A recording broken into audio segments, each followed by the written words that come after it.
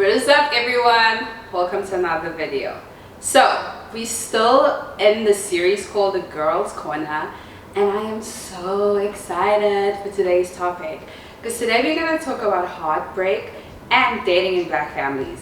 Because I know in some families, at least in my family, you don't speak about dating at all. You don't tell your mother, you just go through school, you mind your business, you drink your water, and then you come home when you're 25 and you're like, Ma, this is my boyfriend, we want to get married. So today I'm with my friend. Hi. Hi, friend. Say hi to the people. Hey, people. What's up? Introduce yourself. Hey, everybody. My name is Dwedeh, and I am a relationship coach. Funny enough, I'd seen you around at church. We go to the same church. Yeah. I'd seen you around, and then one day, I don't know if I saw a notification. Actually, yeah, I saw your profile on Facebook or something, and I was like, oh, let me send her a friend request, because I was like, oh, I've seen her around. Let me send her a friend request. Now, I never ever do friend requests, like especially with Facebook. Not in a bad way, not to say it's above me. It's just like one of those things where I never really check my notifications. I always just go on Facebook, scroll. But then I saw people you may know, and I was like, oh, let me invite her. And then I invited you, and then it was like opening a candy jar. It was Christmas morning, because I was like, what? You literally, I remember I went into your profile, I found your Instagram, I was reading your stories. I was like, so if I have a relationship problem, I go to her. And so I was like, oh my gosh, this is so cool, because sometimes we as girlfriends will sit, like I'll sit with my friends and give one another advice, but sometimes it's not from a good place. We're not qualified to say certain things. And so instead of me talking about my heartbreak, it could just go negative. I thought I'd bring you in, and the floor is yours. You're free to say whatever. We're just gonna have a discussion. I want to know a lot about you, but before we start, I have some questions for you. I have some icebreakers. Ooh.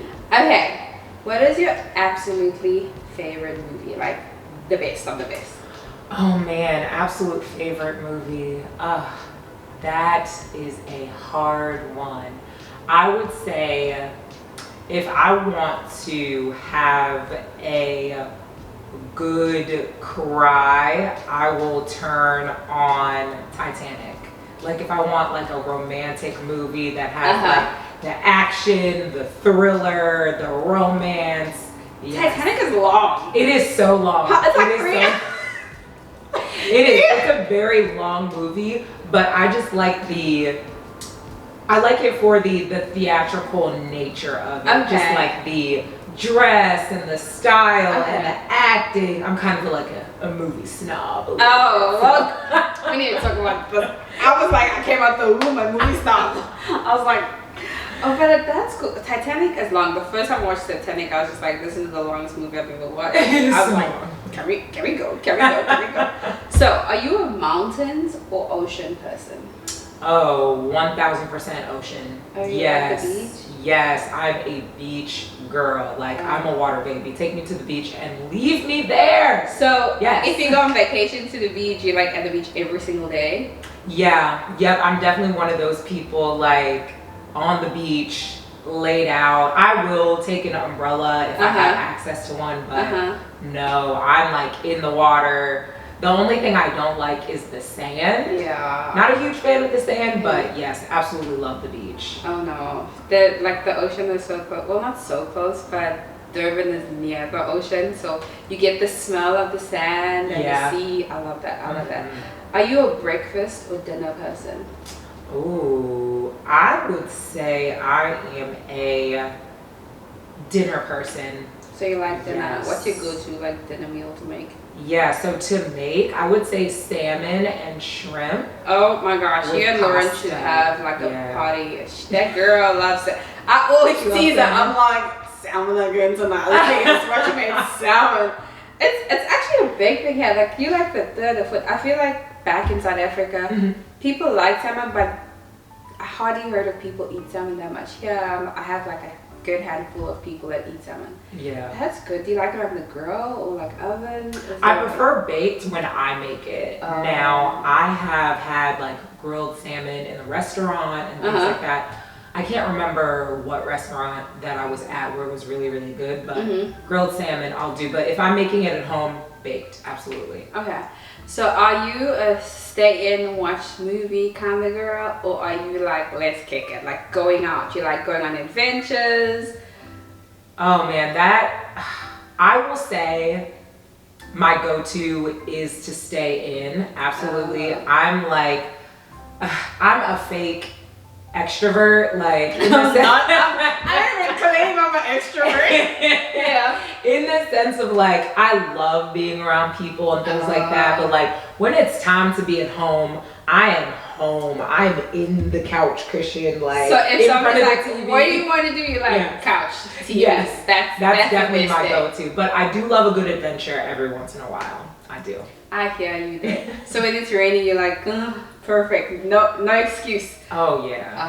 Yeah. A good movie, blanket, cozy, comfy. That's amazing. Yeah. So let's get to the tea. What made you like go into relationship stuff? Like, what made you? Did you like? Was it personal experiences? And you don't have to share like in detail. Yeah. Share whatever you're comfortable with. But like, what made you want to help? Because I know you help a lot of people. I watch your videos and I'm like, ooh, that's good. I'm like, why are you coming for me? Like, what?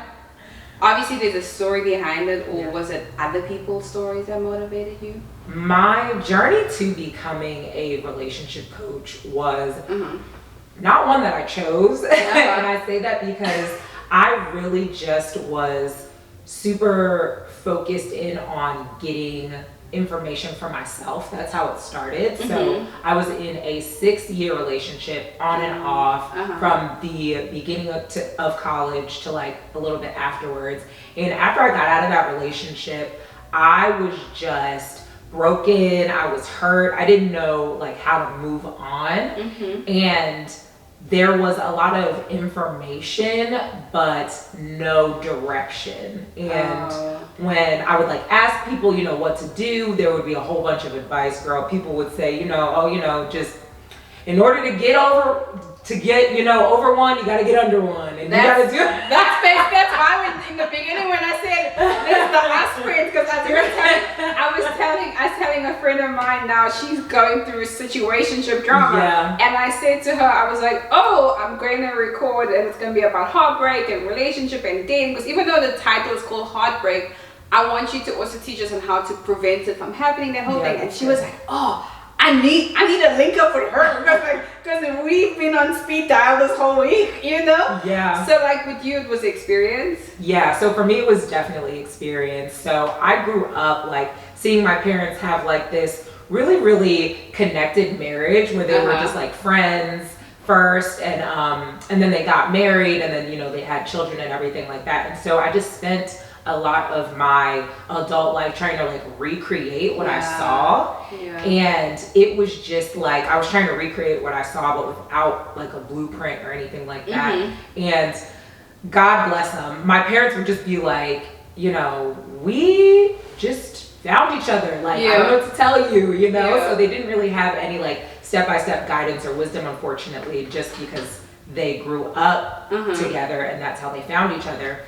And so when I was going through my adult life, I was just kind of like rooting around in the dark, trying to figure out relationship things. Literally that, and like not even knowing like how to choose, what to look for, that sort of thing. Yeah. And then so when I got into this relationship, it was really just one that I got in honestly because of convenience. We were both in college and then just so like proximity, it was like, hey, you know, our friends are dating, we should date. It just works out. Exactly. Yeah. Yeah, and then so after that relationship ended, just like a bunch of toxic things were happening on both sides, not only him but also me. Yeah. I was just like, I need to figure out like what is the blueprint to get out of this heartbreak, because I know that I want to eventually be in another relationship and get married and all of that, but I can't see past this pain right now. And so from that point, I just went on a journey. I was like, how do I get whole and get healed from this heartbreak? And so after I went through the process of finding out what that looked like for me and getting to a place where I was able to move forward, I just realized how many people were in the same boat that I was, but suffering in silence or doing things like, you know, getting out of one relationship and jumping into another one. Or not qualified. Some of them haven't had heartbreak, but we're telling you advice. Or even, Angel, just like people being afraid to date, like getting out of a relationship and being like, done.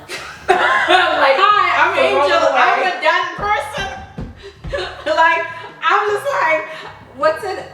I don't call it, so you know how they have the whole season? I don't have that season. I'm like, it's Korea season. But when Korea season is going on too long, everyone's like, wait, it's still Korea? Like, every time I have an excuse. Yeah. But yeah, I agree with you. So, when you were going through your on and off, basically heartbreak after heartbreak and toxic stuff, when did you know it's time to leave for good? Like, when did you know, okay, I'm done with this? And I feel like so many people struggle with knowing like when to leave a relationship.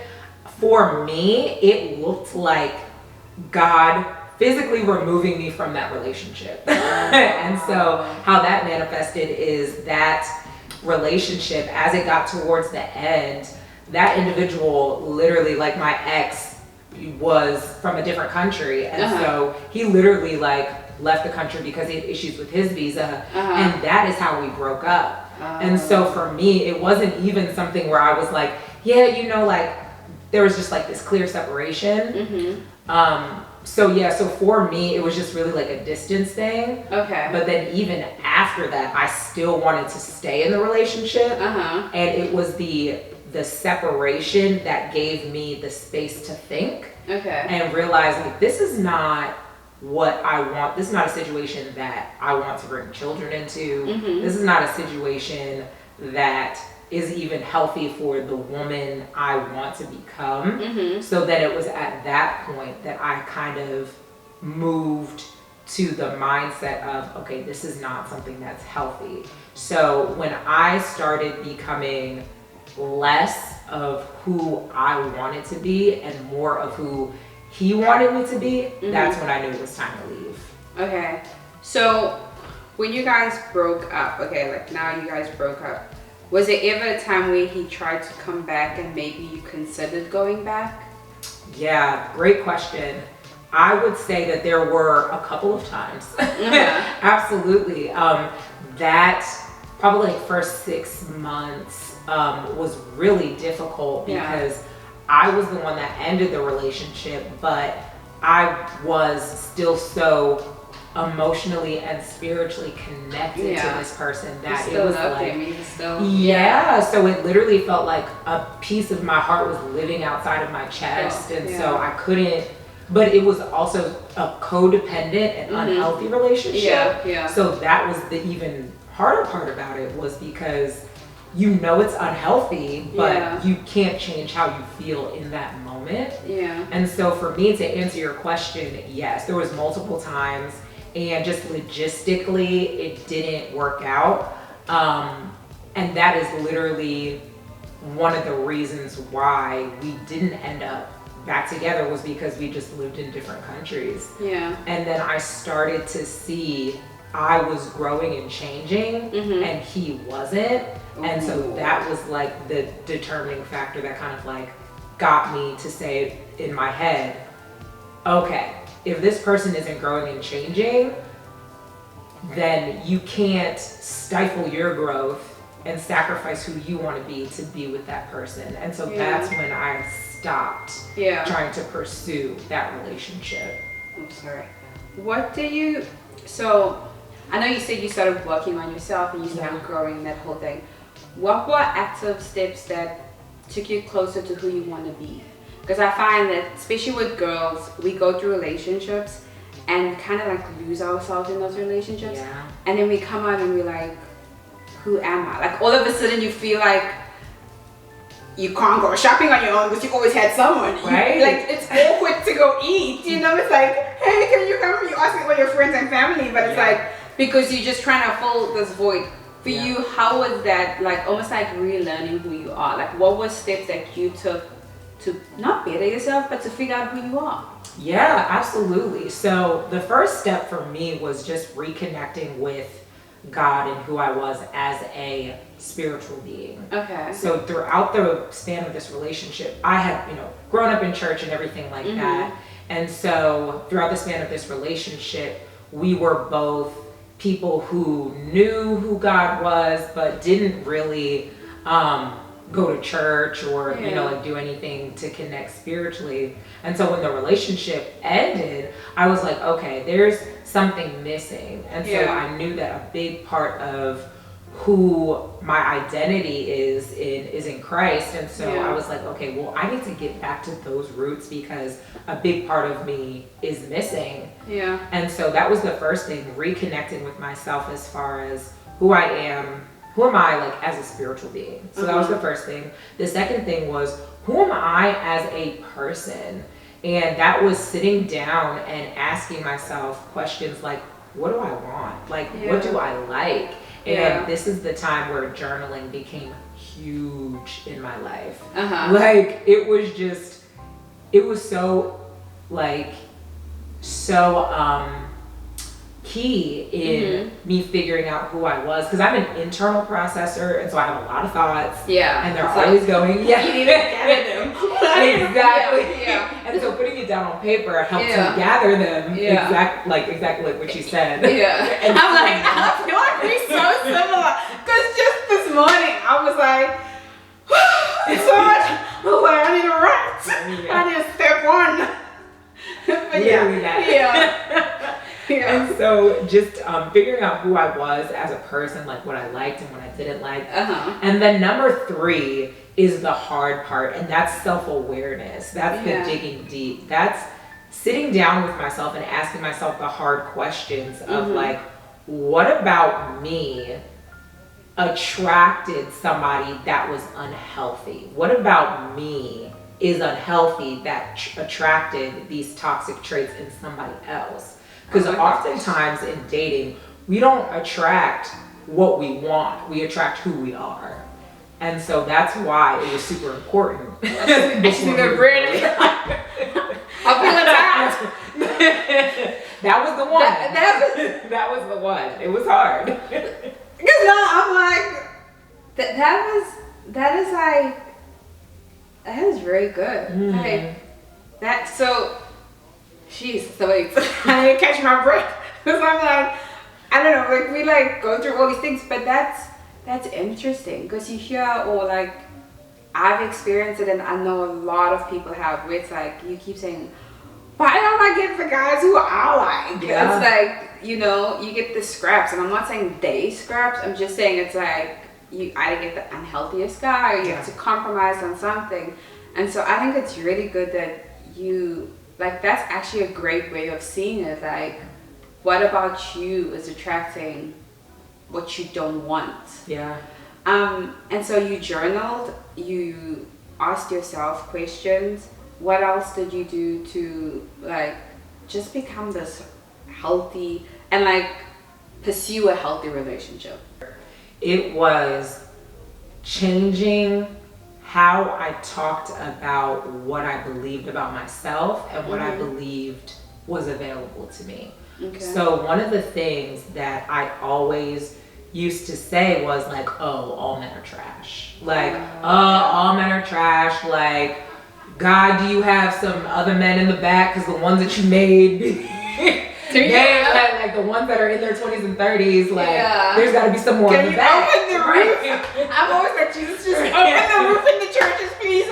Put them in. Or I'm like, can they just like bring the ones that are like, Like, do you have another supply somewhere the else? Subscription as evidence.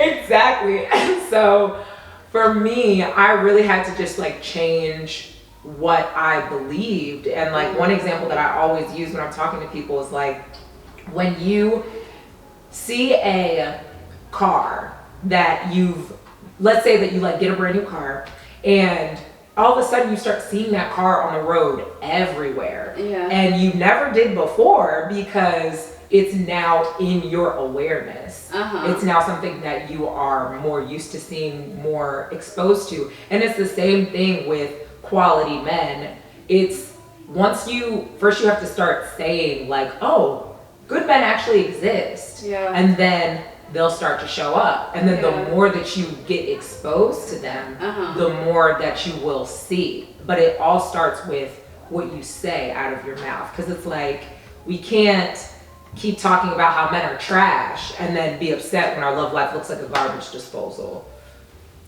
That is a whole that is a whole tweet right there.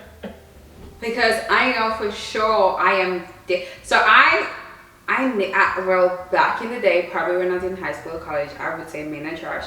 But then I have friends now who are married back home. Majority of my friends are married and they have good guys. So I genuinely don't believe men are trash because I have a lot of guys, well, back in South Africa, I don't know guys yet, but back in South Africa, I have a lot of great guys who are great husbands or whatever. However, now it's more on like the, as you said, I feel like I'm only like attracting douchebags because I'm like, I don't want a guy to tell me what to do, or like, you know, like it's this independence, which is also not good when you, not being independent is great, but I mean like when you're attacking men, it's not a healthy. So that's really good. Now I'm gonna be like, oh, I'm literally like thinking like, oh, I need to go delete all those TikToks because I have a bunch of TikToks. I'm like, oh, guilty what? I picked the wrong time to come for this interview. I should have come when but that's cool. But like, I want to speak about your family. You said your parents have a healthy marriage, and like you, because a lot of what I found, you like the second or third friend that I've known. People mainly speak about women who either had no dads or people who have had just terrible marriages in front of them, and how the kids come up hungering for that or not hungering for it. But people hardly speak about the kids who come from healthy homes and how they have seen their father respect their mom, love their mom, or they have seen their mom serve their dad, and so you guys go looking for that. In a way, it's also become it's not a trauma, it's a good thing, but it can turn into a bad thing. Because you see how well your dad treats your mom, and you go looking for that in hopes to find the same thing, and not waiting for when it's time, you know? Forgetting that our parents went through all the processes. Like, you see the back end of it. And I'm not saying they had terrible marriages in the beginning, but for you seeing your parents have a healthy marriage, were you in a rush to have that marriage too? I would say yes. I have always been the type of person that loved the idea of love. Like, I was the little girl with her Barbie dolls, like Barbie and Ken were happily ever after, like Disney movies, like the whole fantasy of you know, a princess coming to have a prince save her, all of that. And so I think that even shaped my idea of relationships more than my parents' marriage did. And my parents' marriage is very much like a traditional African relationship, in the sense of like, it is two people who met when they were very young, and they have built a life together that is first built on Christ. So that is the main thing that has really kept my parents, but have obviously like seen trials and tribulations and things like that. And one thing that I think that my parents have done really, really well, they've done a lot of things well, but one thing that they have done is that they have set the example of longevity. So they have made it a point to say, you know, like divorce is not an option for us, and all those things. In, you know, in the presence of us kids, like when we've asked her things like that, I've had conversations with my mom about that. And so I bring that up because I have seen marriages where people are together and they don't look like they want to be there. And so we could they're roommates. And they're roommates, exactly. And a lot of the times we, like when we look at relationships of old, of like grandparents and parents and things like that, we confuse like longevity with health. And those are not synonymous at all. Yeah. Now, of course, you need to have longevity to have a healthy marriage. You know, you're not going to be able to have a marriage if you don't stay. Right? So like longevity is definitely a part of it, but to me, what a healthy marriage and a healthy relationship is two people who are self-aware and who are always looking to grow. And that is because you're not going to be the same person. Like my parents, when they got married in their early 20s, are not the same people that they are today in their 60s. Yeah. They're not. And so they've had to grow and adjust and adapt in different ways. And so that is the thing that is, you know, not depicted in Disney movies. That's the thing that we don't necessarily talk about when we talk about relationships, is the fact that yes, you're going to search for somebody to marry, but that person is going to change. And so you have to find Disney somebody. just shows us get together and it's like the end of the movie. It's like wait, right. And then live happy ever after. Credits come on. It's like and it's like, but how? How do they do it? You don't show Rapunzel struggling with the kids and still trying to maintain a marriage. And so and like working. It's like wait, that's true. Because I remember when I was like, with kids you have to do this because my mom used to always say you guys are so expensive, but you have kids. Like everyone wants kids. Now I'm like I can't imagine having kids. But so it's just, it was really looking at their relationship and picking out the things that I wanted, but then also making note of the things that I don't want for my own relationship. And asking myself how, not even necessarily what do I want in a relationship, like checking off boxes, but like how do I want to feel? Like how do I want to feel in a relationship, and then making a list of like those things and then pursuing those qualities first in myself and then finding that in somebody else. Jeez, I'm like sitting here and I'm listening to you and I'm like, I have so much homework. I know that I'm not like no qualified relationship coach, but I've always been like in control. And like how you said, I've seen marriages around me and I've been like, this is what I want, this is not what I want. And I've tried to kind of maintain it. But over the years, I feel like now I've gone to an extreme where it's like, man, like, okay, new level, new devil, you know? And it's like, okay, now I actually have to trust people and like let the guard down. Or just certain things. But it's like, it's so great that you're so self-aware and just like, even just your points, it's like, man, I didn't think of it that way, you know? Like, I didn't think of it the way you said it.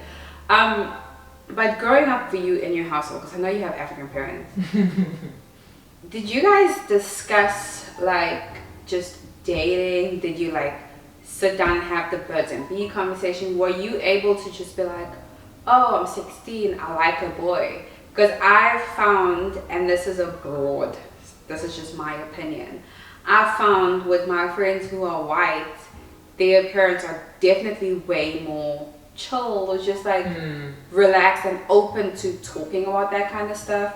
I've had friends who have had their boyfriend sleep over in their house. I would be buried if that was like, I might as well take my own grave at this point if that was my household. Or like even just say stuff where you like, I had cousins and sisters who had to hide their boyfriends, who had to like, they're in high school, they're in college, they had to hide they're dating someone. Until that person is serious about marrying them, he has to come home. But here's the problem.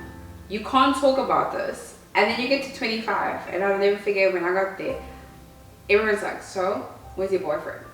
I'm glad you saw that. I was not paying attention. I was like, I turned and I was like, why is he writing on the screen here? Okay, business. But yeah, so it's just funny how like K through 12, it's like, oh, don't think about boys, don't look at boys, don't even dream about boys, don't even spell the word boy. And then you get to college and it's the same thing. Focus on your studies, focus on your studies, focus on your studies. And then you graduate and they're like, where's your husband? You told me for 12 years.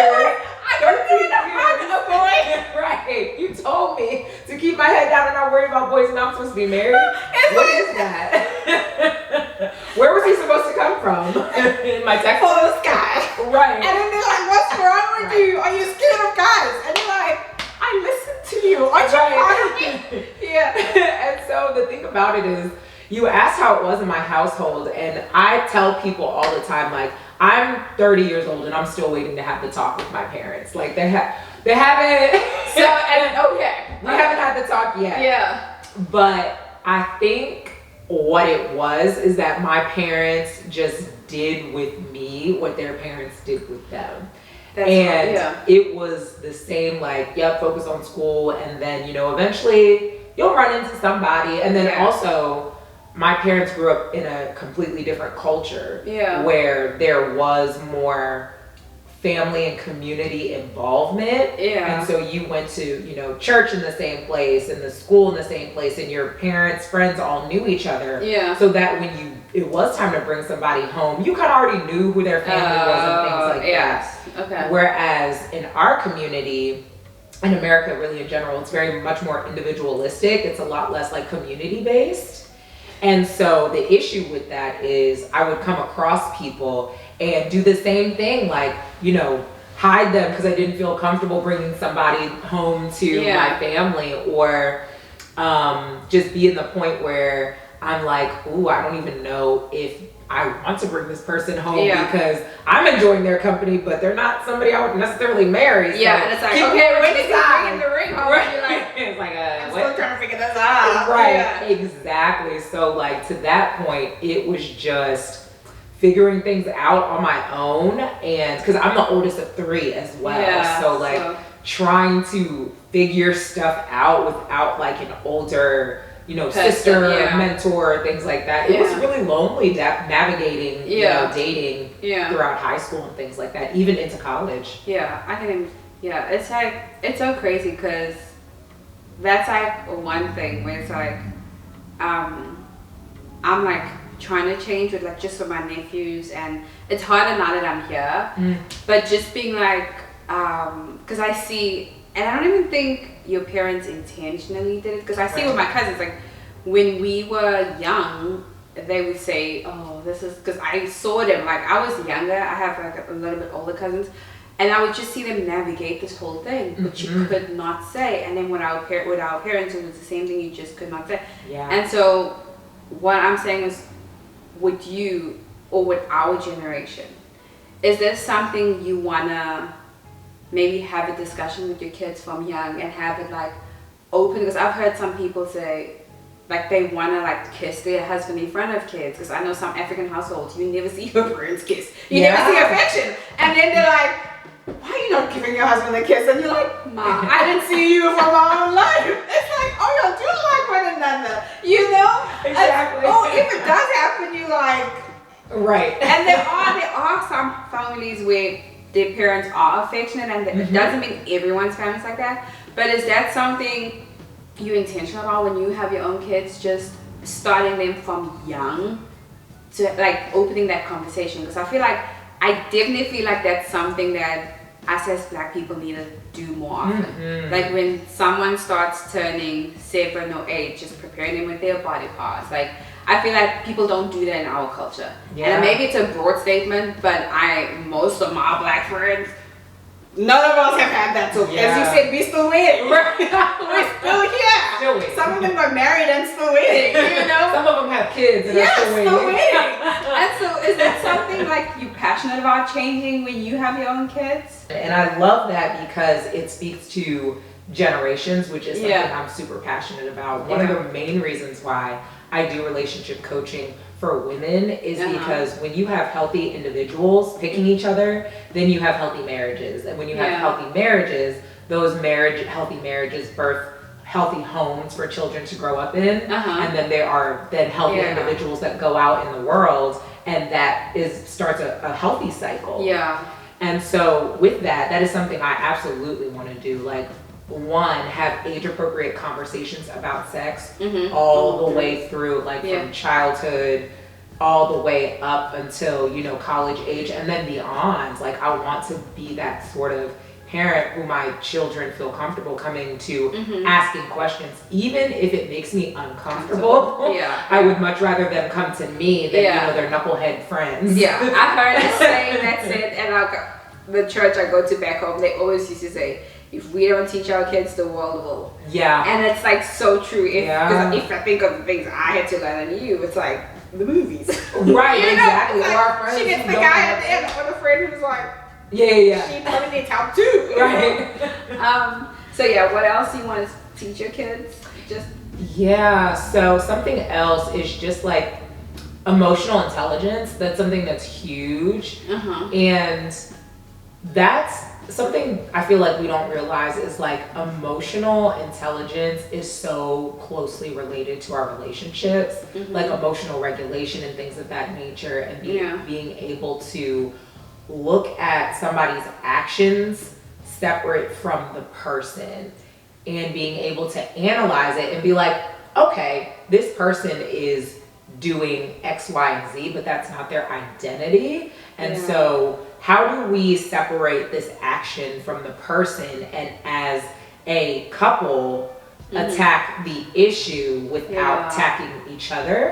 And so I want to do things like that for my children, like having arguments in front of my kids and showing them how to have healthy conflict. That's one of the things that my parents never did. They never argued in front of us. They would go into the bedroom, and have their discussions there. And while I appreciated that they never, fought in front of us, it didn't help me to know how to have healthy conflict. So as a result, I didn't know how, and I would just shut down. So like when I was like having a conversation with a friend or a romantic partner, and they were saying something that I didn't like, but I couldn't process why I didn't like it, but I didn't want to make the person mad, I would just shut down and hold it in, and then it would just like build up. So emotional intelligence is something I absolutely want to teach my kids. Yeah, that's good. Seems like you have that on the lockdown. Still growing. Trust me, still growing. Yeah, it's so true. Like with the whole fight, I had this couple back home that said that because most of my friends are married. I'm like,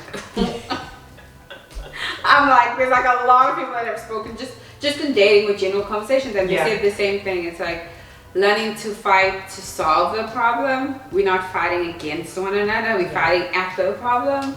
And so I think that's good. I think it's something where people don't talk about how to have healthy fights. It's either we're fighting or we're not fighting. And it's like, hey, it's great that we both have different opinions, but how do we come to like a common ground? Or like, as you said, I will say in African households, you never know until, because like there's things, even just in my family, now that I'm older, I'm like, oh, like that happened. I'm like, oh, that was my favorite time. And then I hear a story from someone, either a grandma, aunt, or uncle, whatever.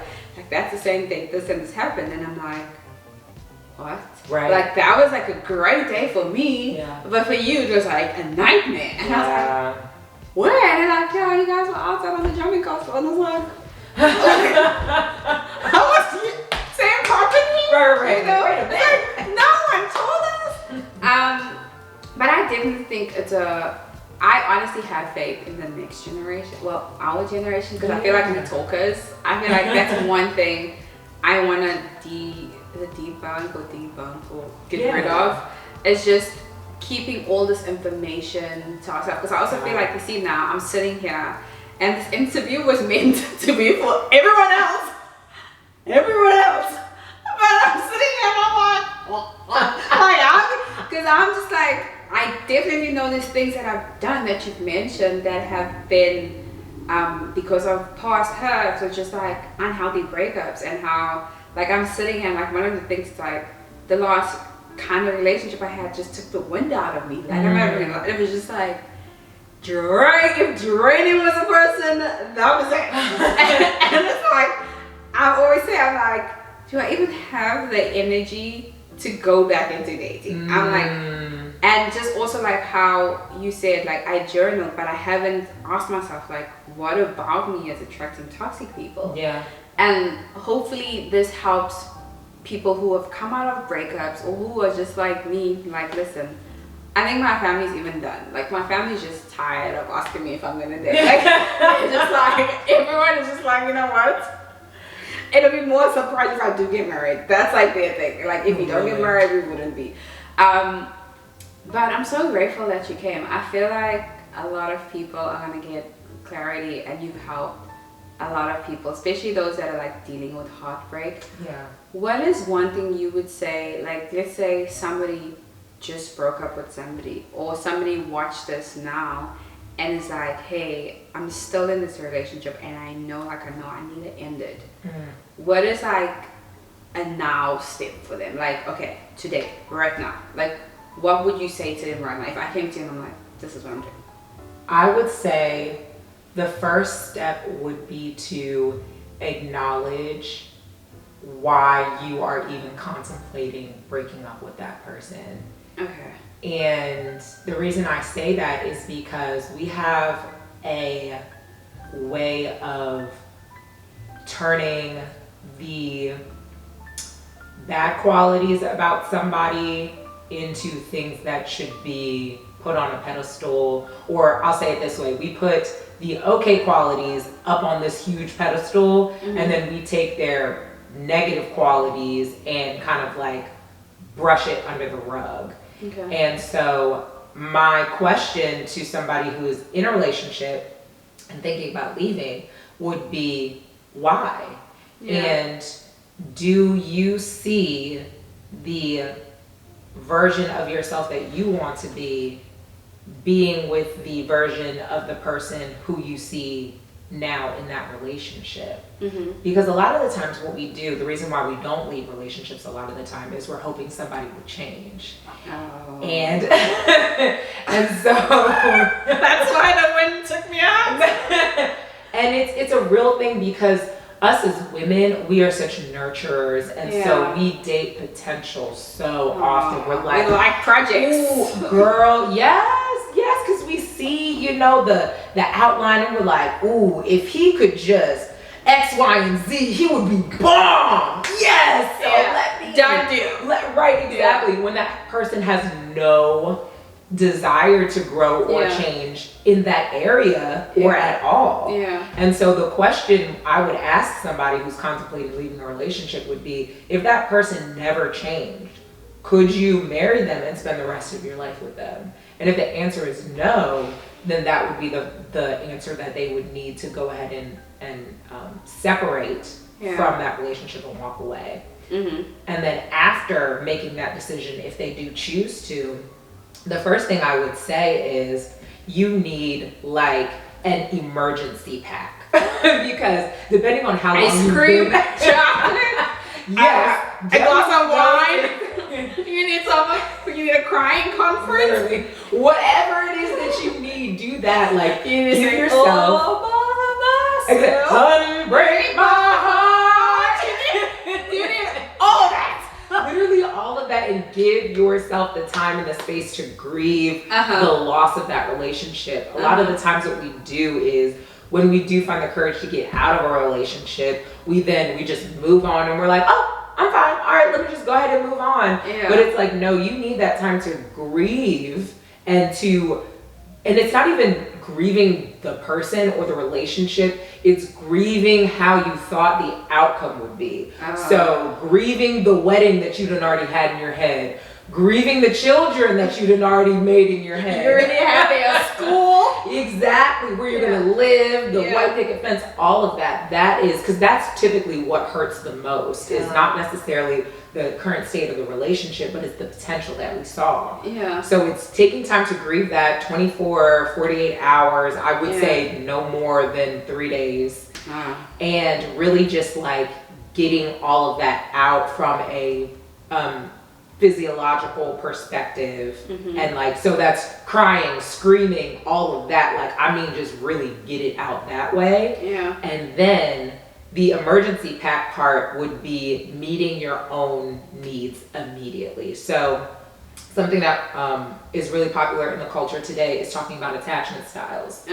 And if, for anybody who doesn't know anything about attachment styles, it is just how you receive love. And so it's based on a lot of different science and things like that, but one great resource that people use that is attached to attachment styles is also the 5 love languages. Yeah. And so when you take a look at the 5 love languages, and that is acts of service, physical touch, words of affirmation, gifts, and quality time. The main thing that you want to do is figure out which one of your 5 love languages is your priority and immediately meet that need.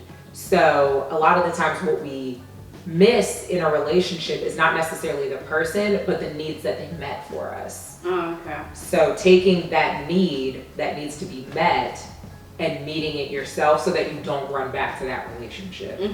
So for example, if you are a words of affirmation person and that was something that was really, really big, a need that was met in your relationship, posting affirmations all around your house. like really just affirming yourself and, you know, putting, you know, whatever it is that really gives you those words that you need. Writing it on the mirror, posting it up, you know, doing whatever you have to do to meet that need. And then understanding that healing is a journey. So you won't be able to rush it. Let it take the time that it takes. And it's a beautiful, beautiful outcome when you let it run its course. Okay. I'm like, homework. I'm gonna go back and watch this and be like, okay, I need to work on this. This is off topic, but like, what is your current go-to song right now? Ooh, go-to song. That gets you like excited. Yeah, so I have been playing I Want to Dance with Somebody on repeat, Whitney Houston. I had a phase like that. That is my hype song. Yeah, that is like my entrance song to my 21st party. That's a good song. I like that song. What's one thing that people don't know about you or get surprised when they hear? Ooh, something that people get surprised about when they hear. I think that people make the assumption that I'm very serious, and I'm a total goofball. Like, I am quite ridiculous. And so anybody who knows me really well is very used to my antics. Like, I like playing pranks on people. It's like my channel, when I started my channel, people back home could not believe it was the same person. Really? Like, because of my face, people always say my face is super serious. Yeah. People come and like have these serious conversations and I'm just like, what are you doing? What are you doing? And then time like 5 minutes ago, I just threw what's on my bestie. Like, you know? Exactly. And like one of my things is like, I love talking in accents, like just like at random points. I'll just like have conversations with my sister. We're perfecting our British accent. Not even necessarily just British, but like Cockney accent, like Peaky Blinders, like that. My cousin is like that. My cousin was just bringing over an Indian accent. And I'd be like, where's the sugar? She'd be like, oh my God. And I'd be like, what? Where did that come from? Yeah. Okay, that is funny. Oh my gosh, please do it. I think I would cry. I love it. My cousin Landy is like that. We always just like in the weirdest time. She just responds with an accent or like, I'm like, why? What's that? But that is so cool. That is really amazing. I love that so much for you. Oh my gosh. Anyway, thank you so much. I really enjoyed this. Yes, it was like, thank you for having me. It was so much fun. And I know a lot of people are gonna be touched. It's gonna be an eye-opener. And hopefully it also helps people who are already married and have kids and are raising up beautiful black babies, that they start the conversation too. Because I'm like, people don't realize the power they have in raising kids. Yeah, absolutely. And I'm hoping that it touches people. Is there anything else you want to share with the world before we wrap up? Is there anything that you feel like, whether it's dating advice or like non-dating advice? Yeah, I would say that my best piece of advice for anyone who is coming out of a heartbreak, who is afraid to date after having a major breakup or coming out of a toxic relationship or hasn't dated at all, is to make a list of the character qualities that you want in a spouse and become that list. And you will attract what you are, and you will also become the best version of yourself in the process. That's good. I'm gonna do that tonight. I know what I want. I'm just like, am I that person? That's the problem. That is cool. Where can the people find you if they want to stalk you? Because I know some people are gonna be like, oh my gosh, I have some questions for her. My problem is so complicated. Where can they find you? Yes, so I am Dwedeh.nay on everywhere. I do hang out on Instagram mostly. Come hang out with me in my stories. That's where I'm the most present. Too, like, I do, yes. Yep. So I hop on live as well. I have master classes that I do in our Facebook community. So I have a Facebook community that is completely free for women who just really want a community of like-minded women to rally around if you are having any sort of relationship issues, or you really just want other women who are desiring relationships but don't know really where to start. That is the Picky Woman community. So that's on Facebook. And then I also do group coaching. So I actually have a cohort that is coming up soon. We have a wait list for that. And so you can find me on Instagram to get the details.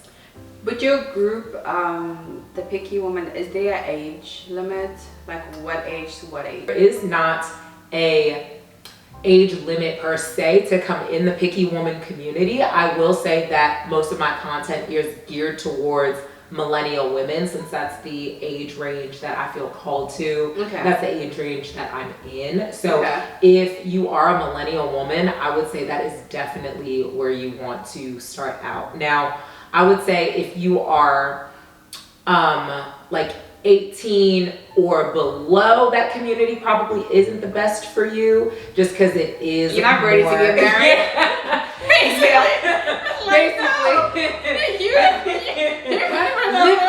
You might even afford a snack at that moment. Yeah. No. Okay. That's what I wanted to figure out, because I feel like I have people from like 16 to like 35. Yeah. So I just wanted to go think like, okay, I'm working. Right. My husband is like, so just get through high school and then college. Okay. Absolutely. Yeah. Okay. And then is it limited to just America, or are you opening like to around the globe? Because I know it's online. It's online. But I just wanted to know if you're focusing specifically on women in America, or like if someone's from South Africa, for example, are they okay with joining? Are you accepting people from other countries? Yes. Come on over to the Picky Woman community. I actually have somebody in our community who's living in Italy right now. Ooh, so she is like a hoot and a half. Love having her. Shout out to Lauren. Appreciate you, girl. But yeah, absolutely. Come on over. Accepting everyone. Okay, I'm excited. I should join. Well, I'm in your thing, the Picky Woman. Yeah, you are. Okay. I was like, well, I think I need to like look at my notifications, because I'd be going on social media like to do stuff and then just get off. But I need to go on, because this video has opened my eyes. I'm like, I have a lot of work to do. And I'm sitting here thinking, I'm like, guys, you guys are not on your own. This is struggle out here. And I definitely want to have but I definitely want to have a healthy marriage. That's one thing. I'm like, listen, I'm willing to do the work, because there's no way I'm not even going to do this. It's not an option. Yeah. But anyway, thank you so much. I really I'm excited to show my friends on YouTube, Facebook, Instagram this video. I feel like it's going to help so many people. Anyway, guys, thank you so much for watching this video. Once again, thank you so much for popping in to say hi. Go follow her. Go say hi. Say you from the Angel Squad. But yeah, I'll see you guys in the next video. Bye. See ya.